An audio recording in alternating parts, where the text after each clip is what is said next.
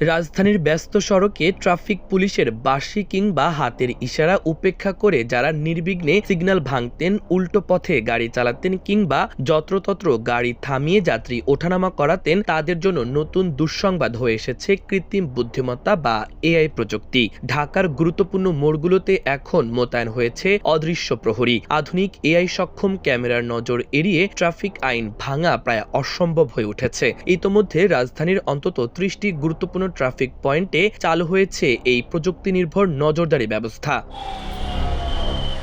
Dhaka metropolitan police ডিএমপির traffic বিভাগ জানিয়েছে, গত ৭ মে থেকে ডিএমপি ট্রাফিক বিভাগ রাজধানীর অন্তত ৩০টি গুরুত্বপূর্ণ মোড়ে আধুনিকভাবে এই অটোমেটেড ট্রাফিক প্রসিকিউশন এআই ভিত্তিক ক্যামেরা ব্যবহার শুরু হয়েছে। বলা হচ্ছে, যেগুলো দীর্ঘদিন ধরেই যানজট ও অনিয়মের জন্য পরিচিত সেগুলোকেই অগ্রাধিকার দেওয়া হচ্ছে। চালু হওয়া এই ব্যবস্থার মাধ্যমে ইতোমধ্যে দৃশ্যমান পরিবর্তন লক্ষ্য করা যাচ্ছে। ঢাকার সড়কে শৃঙ্খলা ফিরিয়ে আনতে এআই প্রযুক্তির ব্যবহারকে রাজধানীর ট্রাফিক ব্যবস্থায় নতুন অধ্যায়ের সূচনা হিসেবে দেখা হচ্ছে।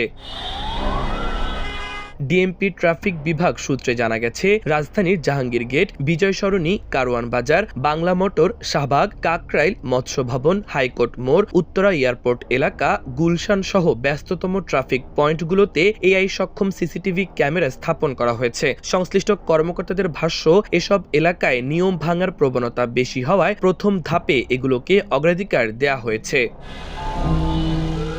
নতুন এ ব্যবস্থায় মূলত ৫ ধরনের লঙ্ঘনকে অগ্রাধিকার দেওয়া হয়েছে, যেমন লাল বাতি অমান্য, স্টপ লাইনের বাইরে গিয়ে থামা, বিপরীতমুখী চলাচল, অবৈধ পার্কিং ও যত্রতত্র যাত্রী ওঠানামা। এসব অপরাধ সংঘটিত হলেই ক্যামেরা তাৎক্ষণিকভাবে ছবি ও ভিডিও ধারণ করবে। পরে সফটওয়্যার গাড়ির নম্বর প্লেট শনাক্ত করে বিআরটি এর তথ্য ভাণ্ডারের সঙ্গে মিলিয়ে স্বয়ংক্রিয়ভাবে মামলা তৈরি করছে।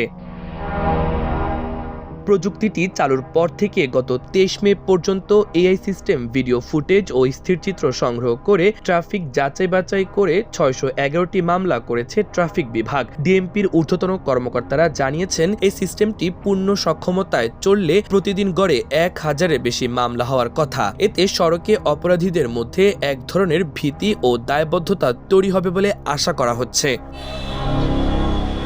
ডিএমপির কর্মকর্তারা বলছেন, রাজধানীর সড়কে শৃঙ্খলা ফেরাতে ধাপে ধাপে অন্তত ৫০০টি পয়েন্টে এআই ভিত্তিক ক্যামেরা বসানোর পরিকল্পনা রয়েছে।